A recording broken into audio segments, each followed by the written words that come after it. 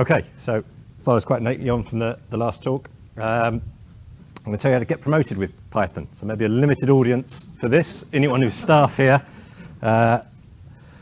These are the regulations for applying for promotion at Cardiff University. Buried in there, candidates got to provide a numbered list of their publications, and every publication should be accompanied by the number of citations it's received.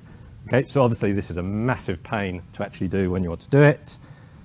You've got your nice LaTeX, we're all using CV, and you want to put all the citations in there automatically, okay? You've probably got your citations stored in a BibTeX file, which encodes it all into nice fields. But it is a massive pain to actually go through and find out how many citations each paper's got, put it into the file, and so on. So after applying for promotion many times over the last 20 years, I now no longer need to apply for promotion ever again. So obviously that was the perfect time to actually automate this. So the library you need is what's called Python text. It's not a Python library, it's a Python LaTeX plugin.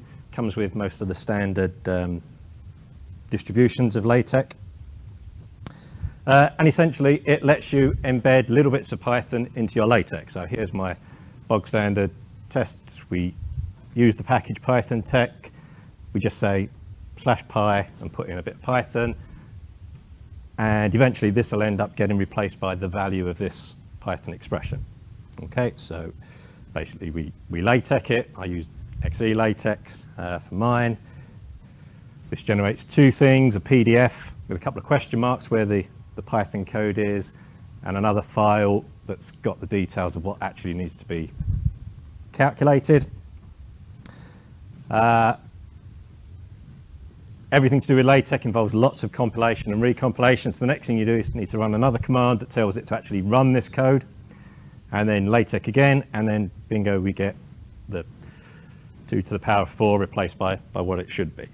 Okay, so nice and easy so far. Okay, so if we want to automatically get our Python, our citation data, obviously very similar to what we were just looking at, we want to query Scholar. So we're going to pass it the name of a paper. We have to do some faking of the user agent so that it'll be nice to us, and then a very simple regex to grab the number off the web page. Okay, so we embed all of this in our LaTeX environment. Okay, this will get called once when we first LaTeX it, and then when we actually want to grab the citations of a paper, we can just define another LaTeX command to do it quite neatly. Okay, nothing in here has changed. Okay, I'm still just sending it to output this paper, and so on. Okay, so that's the easy bit. Okay, to actually get it to put the citations into the right place, we need to use BibTeX style files.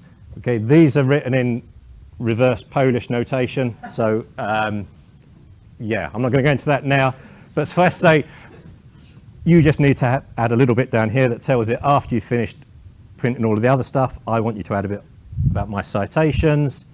And when it adds citations, all it's got to do is put into the file /citations, call this function with the title that's associated with that that paper. So in this case, it will just extract this bit here. Okay, which will then go to Google Scholar.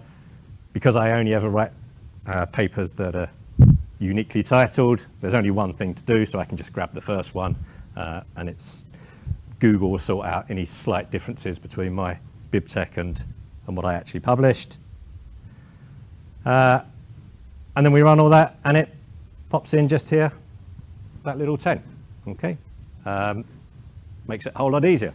Okay, so takes a little while for it to go through and process all of your, obviously many thousands of publications and put in the citation data, but a lot easier than doing it by hand. So that's it pretty much. The only downside is the other part of the promotion regulations, that part which is a bit more problematic, but I'm sure someone else will be able to sort that out. Thank you.